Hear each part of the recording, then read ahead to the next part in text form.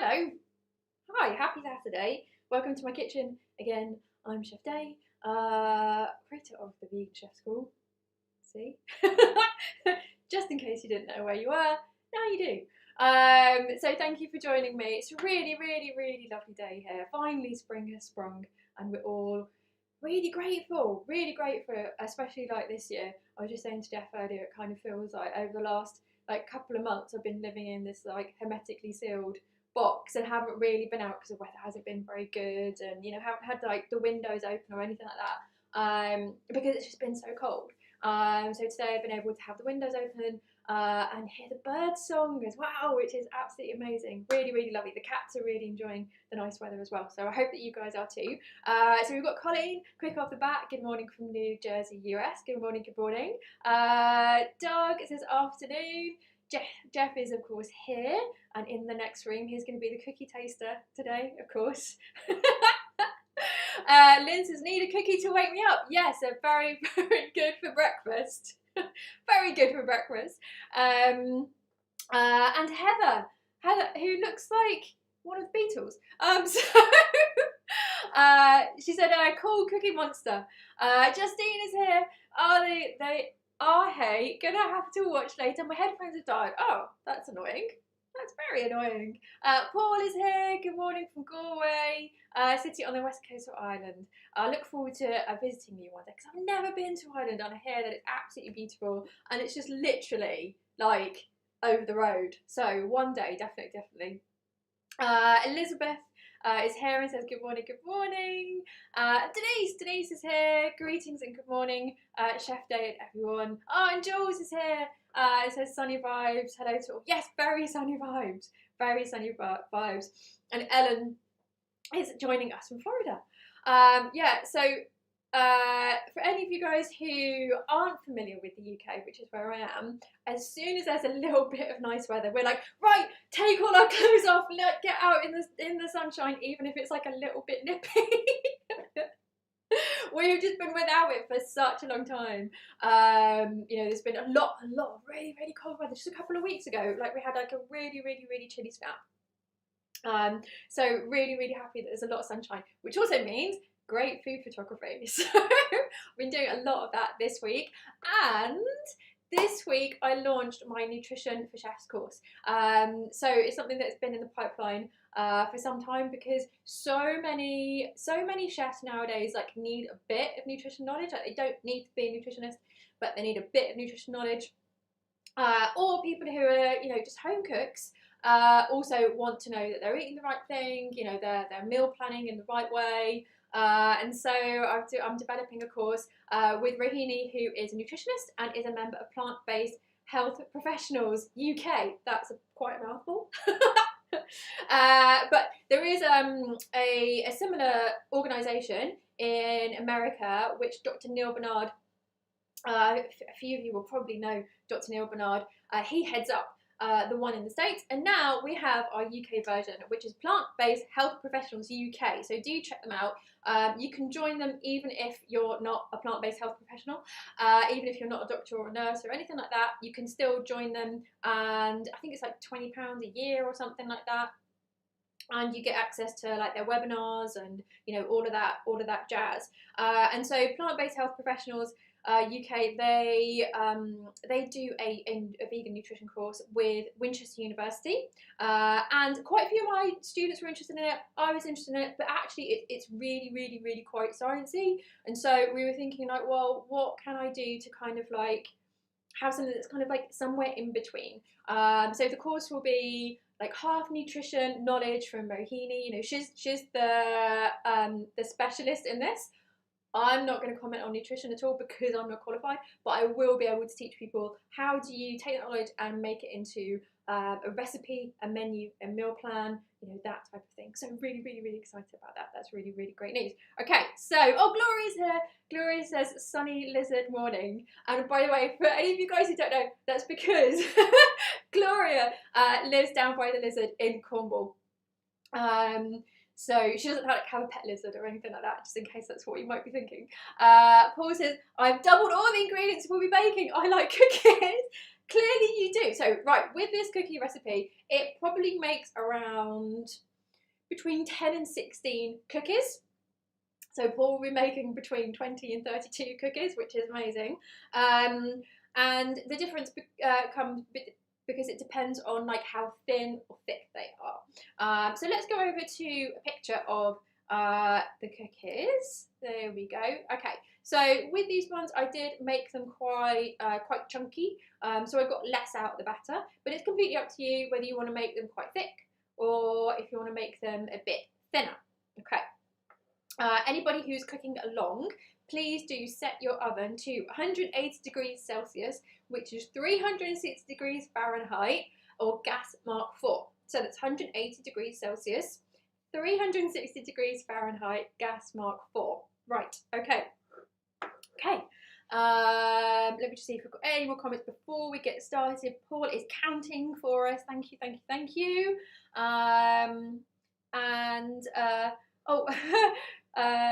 Connie says, don't forget your reveal. I have to leave at 7:45. Oh, blimey, we best get cooking then. And both Colleen and Denise says the cookies look great, and they look like a burst of welcome sunshine. Yes, absolutely. Oh, Annie's here. Annie's here. Welcome, welcome, welcome. Just sorry I'm a bit late, but I'm cooking long. Don't worry. You know me, Annie. I'm still talking. We haven't even got to the recipe yet. Right. Okay. Right. Let's get cooking. Really, really simple, easy recipe. We've got all of our ingredients down here. See, I'm learning. I actually know it's on this side for once. Don't expect me to do that again though. So really, like, there's not a huge amount of ingredients to this recipe at all. So first of all, we've got our 200 millilitres of plant milk. Any like unsweetened plant milk will do. I'm using unsweetened soy milk. Oat milk would be great. I would steer away from maybe using the ones that are naturally sweet. So, you know, like rice milk. Rice milk can be incredibly sweet. So, you know, maybe not one like that. Use just, you know, one that doesn't really have a huge amount of flavour.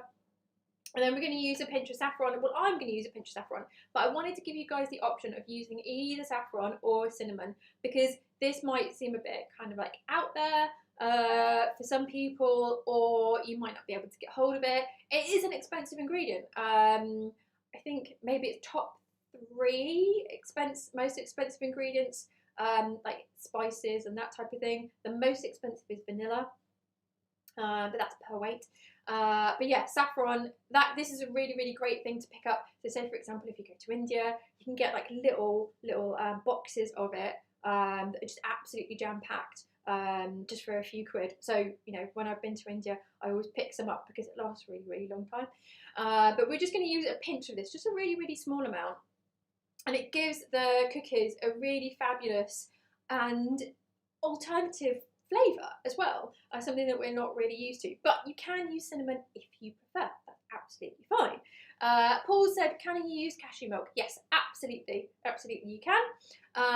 And then we're going to use ground almonds. So the almond flavour goes really, really well with the oranges and also with the saffron. So really, really good, like, to have like 3 dominant flavours that go together very, very well. And then I'm going to use gram flour. You can use just plain flour if you want to, but you just need to be a bit careful because plain flour and gram flour, they can be kind of like different. You can end up with a different consistency, basically. So if your cookies come out a little bit too dry, if the dough is a bit too dry, then you could just add a bit of milk. And yeah, I'll show you at the time when I'm mixing it. When I'm mixing the dough together, what consistency the dough should be, and you can use it as a guide. So I've given you the option of either like somewhere between like 150 to 200 grams of soft brown sugar. I'm using this sugar today, so this is Billington's, really, really good brand here in the UK, and this is light muscovado sugar. So it's that stuff that is really really soft, like and quite kind of almost like powdery, you know. It's squidgy. It's really squidgy. It's very, very, very pleasing to work that into our dough. So you can use any brown sugar though. but the finer the better, because we don't want, you know, like with like Demerara sugar that is quite big crystals, we don't want that in the cookies. So, you know, any kind of like soft brown sugar will do. Coconut sugar is also a good option. And then, oh, and also, sorry, just to say, I said 150 to 200 grams of sugar because I wanted to give you guys the option. Because we're going to be putting oranges on top of the cookies, and we're going to be including the zest, which is quite bitter. You do need the cookies to be sweet enough to balance out the bitterness of the orange, okay? So initially I did them with 150 grams of sugar, and then today, with the here's one I made earlier, which I will show you in a bit, I did it with 200 grams of brown sugar. And one of the things that I really, really love about doing it with 200 grams of sugar is that it's going to be super easy for you guys to remember the quantities, because it would be 200 mils of milk, a bit of saffron, 200 grams of ground almond, 200 grams of ground flour, sorry, 200 grams of ground flour, 200 grams of soft brown sugar. Like, how easy is that to remember? So hopefully it will mean that you don't have to refer to the recipe every time, and it's going to be quick. I'm sorry guys, I don't know what's up with me today. It will be quicker for you to make cookies, okay? So I think that that's like really, really handy. So if you guys like sour food, then go for 150 grams. If you like sweet food and you want your cookies to be a bit sweeter, then go for 200 grams. Okay, right. And then we've got our oranges. So I am using blood oranges, and actually in the picture it was blood oranges that I was using. They are in season at the moment and they're absolutely delightful. Really, really lovely. The colour is so, so vibrant. It's just really, really handsome. And they're a bit more fragrant than regular oranges as well. But of course, like with oranges, depending on the variety of them, some of them can be sweeter, some of them can be more sour. So you do have to maybe, you might want to like do this recipe first, and then next time you might want to adjust it a little bit for how sweet or sour your oranges are. So I've said in the ingredients 1 to 2 oranges. Now the reason for that is because it really depends on how big you want your cookies to be. If you want it to be chunky, then you're only going to need 1 orange, so 1 medium-sized orange, okay? If you want to have thinner cookies, you're going to need probably 2 oranges. Okay, so let's go on to the recipe. Oh, Patricia is here. Hello. And Denise says, hey guys, please don't forget to share. Everyone needs sunshine and cookies. Yes, I think we should just rename them sunshine cookies, right? I mean, look at this, like the sunshine that's coming in today. Right, okay, so really simple. Should I say that a bit more emphatically? First of all, we start with our plant milk. So this is just for you guys who are using saffron today. If you're using cinnamon, you don't need to do this stage, okay? I'm going to be heating, really on a gentle heat, this milk, just to infuse the milk with the saffron. So I'll pop it into my pan here. So that is 200 ml of milk.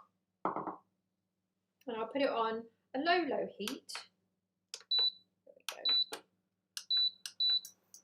we go. And a little pinch of saffron. So not a huge amount, because saffron it's one of the strong spices. It's one of the very strong spices. So we don't need a huge amount. Right, so actually what I'm going to do is I'm just going to come to the overhead camera so that I can show you guys how much I'm putting in. So not very much at all, really not very much at all. There we go. Okay, so that's going to go into the milk. Paul says 150 grams or 200 grams of sugar. That is the question. 300 grams or 400 grams of sugar for me as I'm doubling up. Yes, you've really got to judge that one for like how sweet you like things. I really like sour food, so I like them either way. Okay, so that's our saffron. We're just going to let that heat just for about 5 minutes. We're just going to make sure though that it doesn't bubble or boil or anything like that. So low heat. Colleen says, where is the rainbow? Okay, right. And Doug says, nothing under the rainbow. No, there is. This is a bit of a me teasing you guys. But rather than a picture being underneath the rainbow, I thought I'd change it up. and ask you if you can tell me what rhymes with orange. And Colleen has already said nothing. Nothing rhymes with orange. I can think of one thing that almost rhymes with orange. Okay. So we'll just leave that to do its thing. But do keep an eye on it. We don't want it to boil or bubble or anything like that. We don't want it to reduce, basically. We want all of that milk in there, but we just want the saffron to infuse it. Okay. So in a large mixing bowl, we'll just mix together our ground almonds,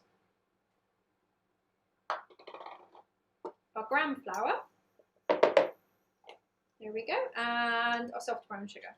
Just going to pop that in. Now with the soft brown sugar that I'm using, it's actually a bit clumpy, so I'm just going to use my thumb and forefinger just to get those bits out. So yours might be fine, you know, it may not get clumpy, but mine does. Oh, Doug has guessed syringe and orange. That's a very good one. That's a very good one. I like that one. Blancmange. Oh, I like that one as well. Well done, Elizabeth. Denise says, I can't think what rhymes with orange. Need more coffee.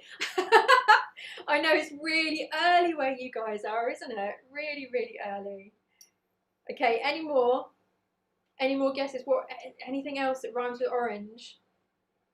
Okay, so mine is lozenge. I think that's a pretty good one, but I would because it's mine. So. Jess says I have an answer, but I'm banned from joining in. Okay, so the reason why he's banned, let me just explain that, because otherwise I sound like, you know, the girlfriend from hell. Is that he saw me writing this, and so I said that he wasn't allowed to guess because he had far too long to think about it, and it was unfair to you guys. So do you see how seriously we take this? Or how seriously I take it, I should say. Okay, right, so near enough these little bits are out, have dissipated, have stopped being all kind of like clumpy. Okay, right, there we go. Okay, so now I can set that to one side. And we can bring our orange and our board over, and a really sharp knife. We do want to use a sharp knife on this. I'm just going to turn this off now, because I can see that the colour's changed with the milk. So,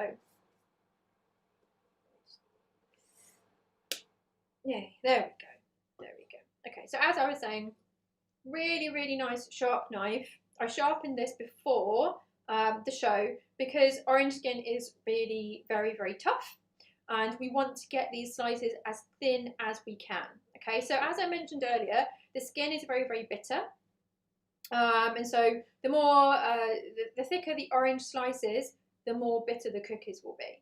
Okay, so we do want very, very fine slices as much as we can, and so our knife needs to be really, really sharp, and I use my finger as a guide.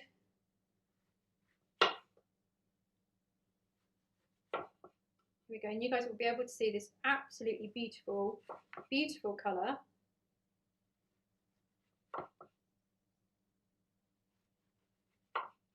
How beautiful is that?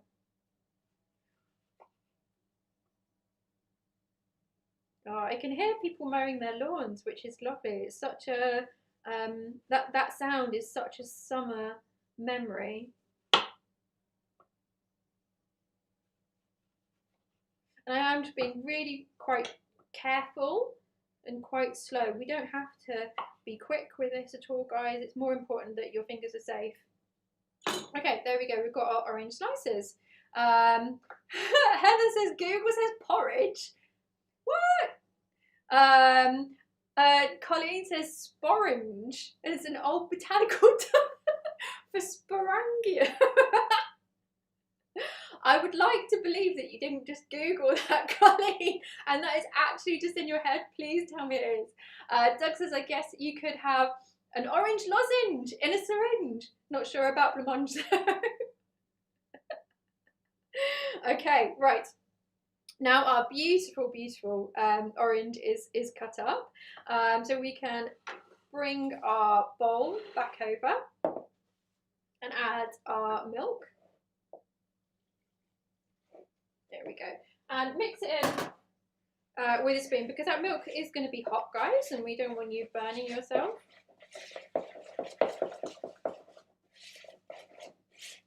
There we go.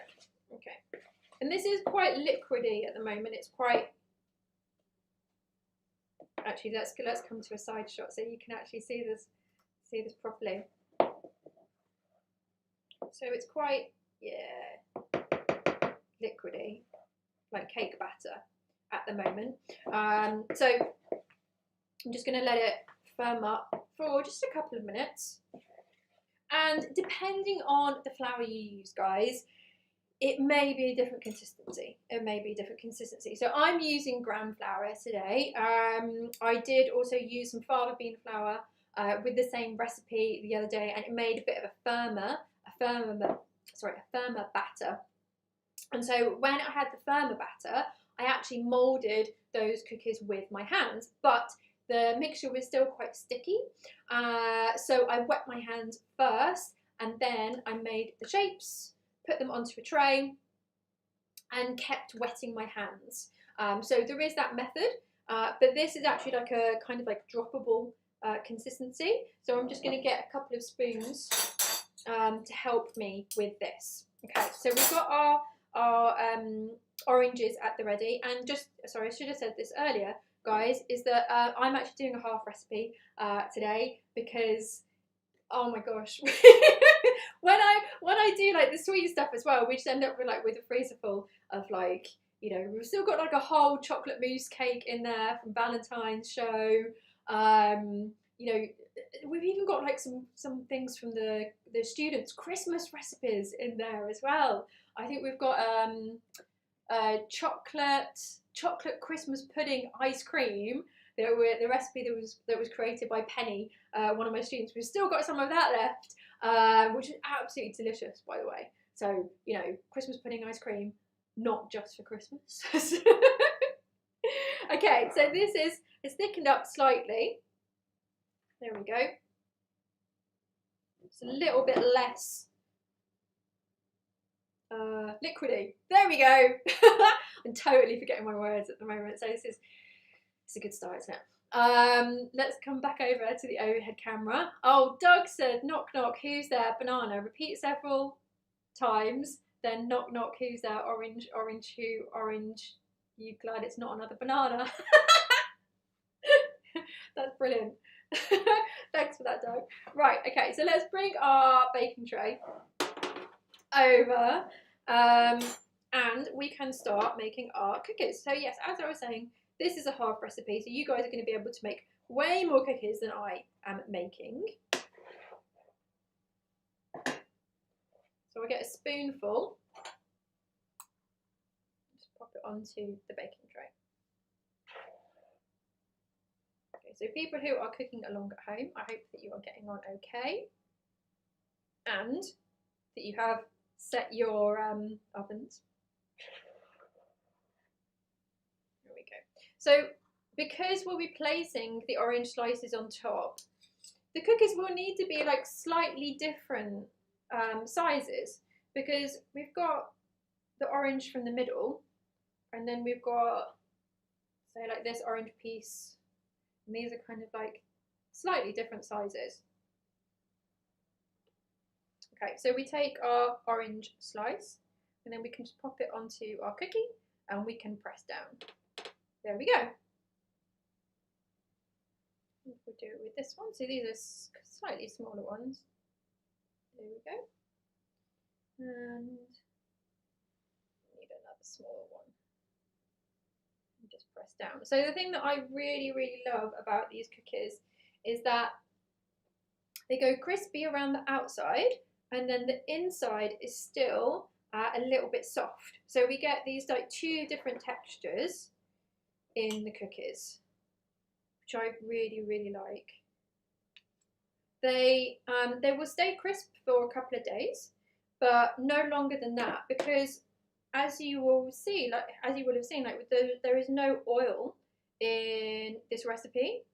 And so generally, like cookies that don't have any oil in, they can go softer after a couple of days. But hopefully, you'll be eating them before they actually have a chance to go soft. That's the plan. You will like them so much that they will last a matter of hours, if not minutes, please. There we go. We'll do I want a thicker one. There we go.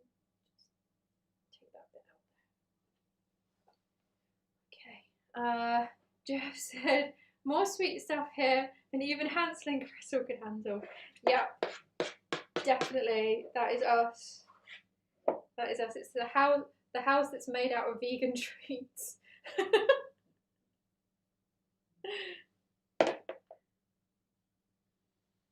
And so with like the cookies, you know, they can be like this uneven shape, but that's fine because they kind of seem to get a bit guided by these orange slices. There we go.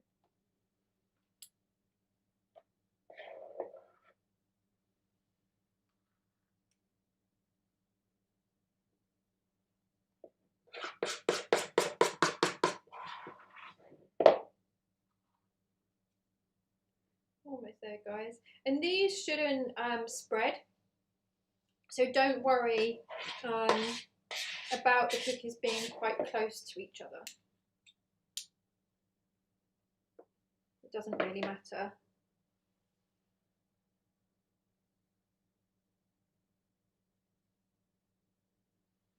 There you go.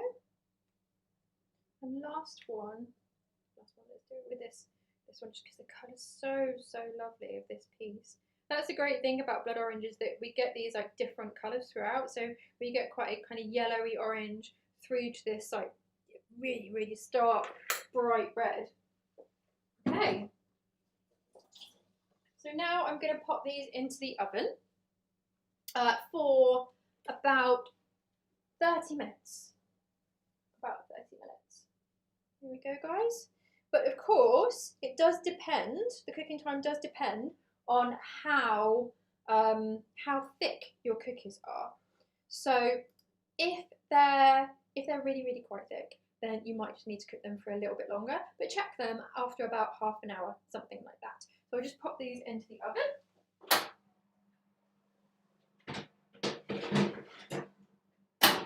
Okay, so I hope that everybody who is cooking along at home is getting on okay.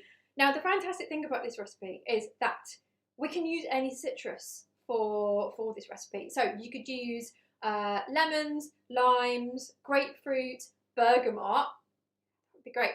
Anything, pomelo even, but the rind on pomelo is pretty epic. So, but you know, if you're going to make lime cookies, for example, you could put a bit of desiccated coconut into the cookie to pair it with the coconut rather than pairing it with the saffron, which I don't think will go so much.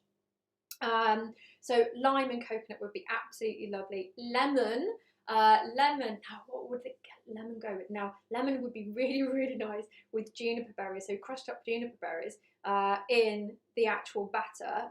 Absolutely divine. But lemon actually goes with lots of things. Oh, and Colleen says, oh, maybe I'll use my bergamot. Oh, yes, you've got bergamot oil too. Yes, absolutely. Absolutely, you can definitely use it. I actually got some for my birthday, which was amazing. Oh, and Mama says, I missed the oven temperature. Please, can you share it again? Of course, absolutely. So it's 180 degrees Celsius, which is 360 degrees Fahrenheit, gas mark 4.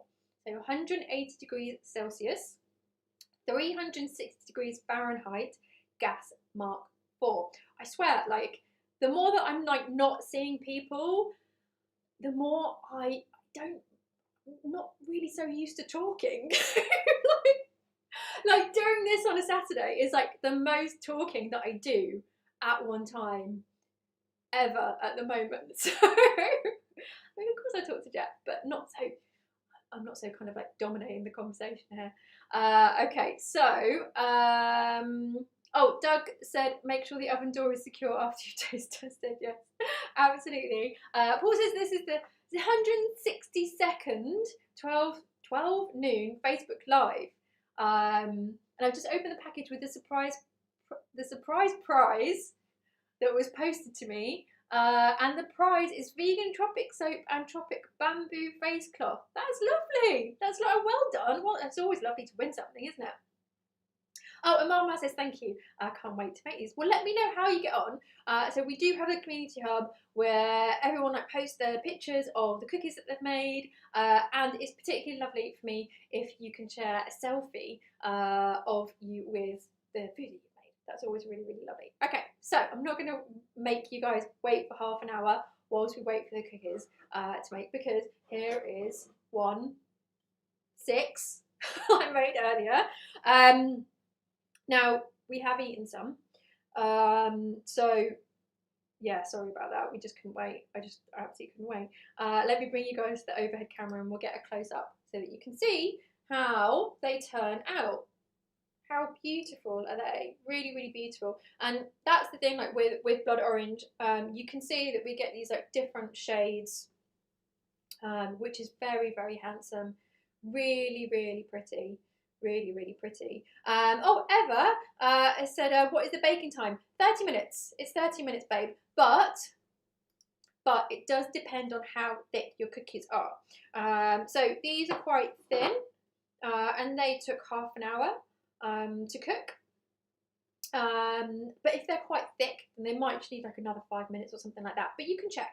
You can check. So we are looking for this really lovely golden brown colour, and it does go quite a deep golden brown colour around the outside. Goes quite crunchy. Now, one of the differences between adding 150 or 200 grams of soft brown sugar is not just the sweetness. Of course, it's going to change the sweetness, but it's also the texture of it. So these are a bit crunchier because sugar doesn't only add sweetness, it also helps with texture.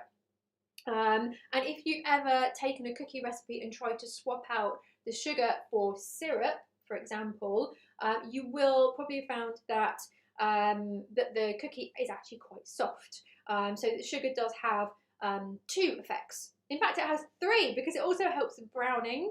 Oh, 4 because it also helps with the caramelly flavour as well.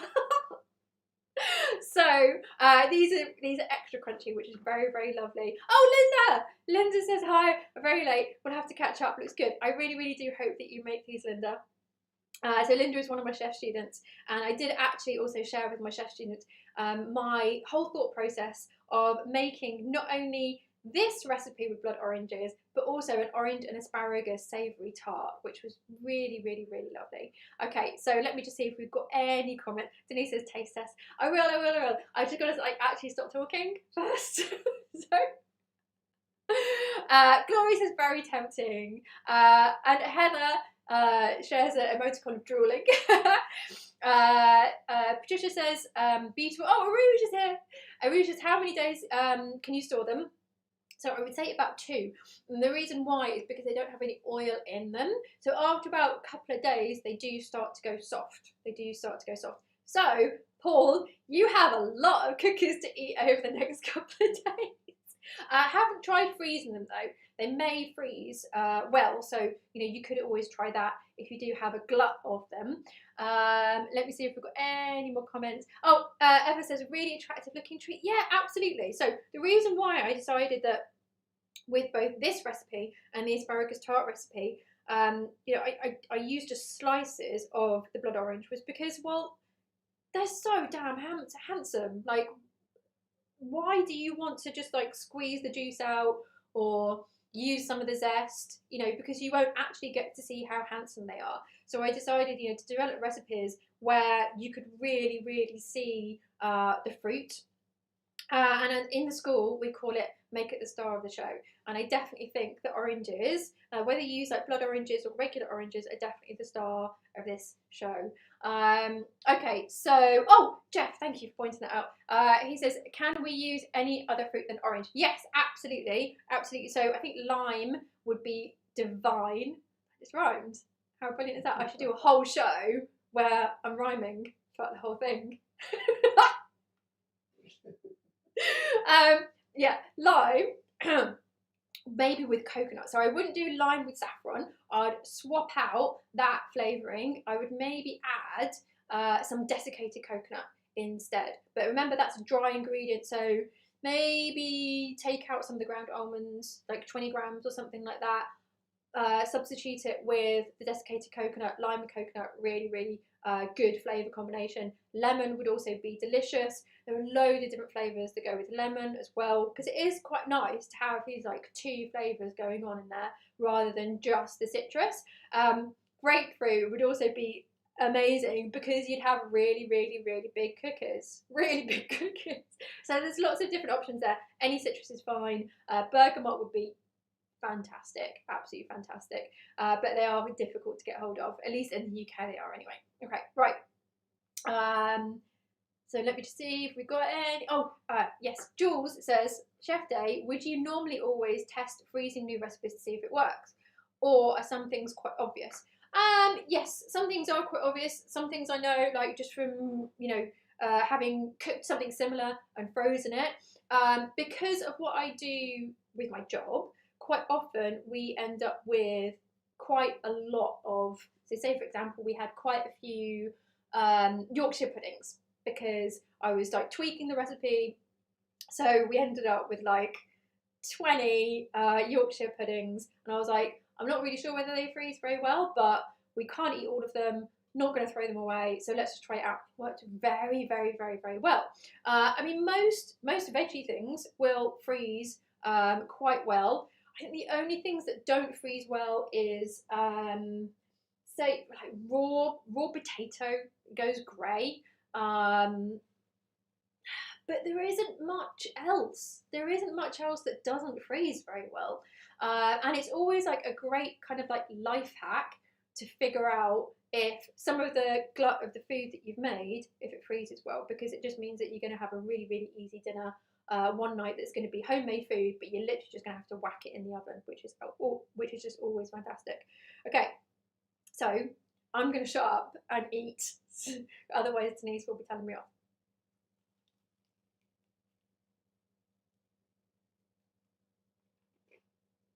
I'm happy. So, an eating tip is that when you put the cookie to your mouth, put your finger here so that you can anchor the orange on the cookie. I mean, you could always do it that way as well if you wanted to. But the cookie, so the orange is quite chewy, which is lovely, really lovely.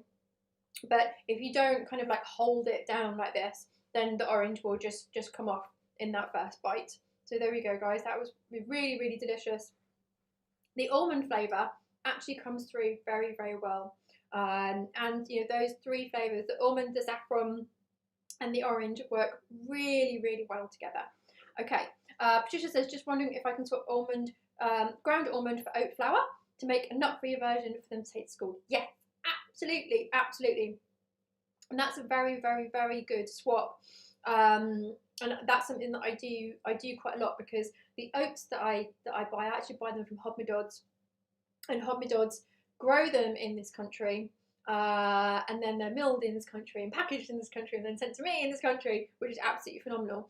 So quite often I do swap out ground almond for ground oats, but I do encourage you, if that's something that you want to use, to get a high-speed blender and grind your own oats. And the reason why is because oat flour is blooming expensive, really expensive. And actually the only type that I found in the UK is Bob's Mill, their oat flour, and that's actually shipped from America. So, and you've got all the packaging and blah that type of thing. So, oh, Jules says healthy cookies. Yes, healthy cookies though, I would say. There's still like 200 grams of sugar in there. But yes, let me just see if we've got any more comments. Right, okay. Thank you for joining me, guys. I hope that if you are cooking along at home, your cookies are in the oven, and then they're going to be ready in like about 20 minutes, 30 minutes, something like that. And then you can leave them to cool down a little bit before taking them off the baking sheet, because they will be a bit soft, and you don't want to kind of like lift them up and then them break apart or anything like that. So Paul says, any comment on the close vegan chef school poll? Well, that was quite dramatic, wasn't it? Gosh, look at you guys like getting all like fired up about which recipe we would be making today. It was brilliant, really, really brilliant. Very, very passionate, very, very passionate community that we've got here. So I did actually ask in the community hub whether we should do a sweet or savoury recipe today, and it was very, very close. I think there was like one vote between it. And the savoury recipe, I will be making that next week. So just to be fair to everybody, and that's a lovely, lovely Cavanero stew. It's a one-pot dish though, so really, really super easy. Thank you for joining me today, guys. We really hope that you've enjoyed the show. I hope that you enjoy making these cookies. Do remember that all of these shows get saved to the page. So even if you can't cook along now, you can cook along another time, and then you can stop me and start me, and you know, you can scoot over the bits where I talk a lot, whatever it is. You can go back to things, you know, if you think that you've missed a bit of information. So please do check that out. They're all there. It's much easier to search for them on a computer than it is on a phone. So if you go onto your computer, you should be able to see a search icon at the top, and then you can just look for cookies, for example, and you get a list of all of the cookie recipes that I have shared with you guys. Okay, let me just see if we've got any more questions before I pop off. Jess says, have a great sunshine cookie weekend, everyone. Absolutely. Denise says, thank you so much, Chef Day, for your sunshine and cookies. Elizabeth says, thank you so much. Look forward to trying these. They sound delicious. Yes, absolutely. Doug says, I'm savouring the taste of moral victory next week. Patricia says, they already smell delicious. Thank you once again. Thank you. Liz says, thank you. And Jules says, thanks, Jesse. Thank you, everybody, so much. And as always, have a lovely day.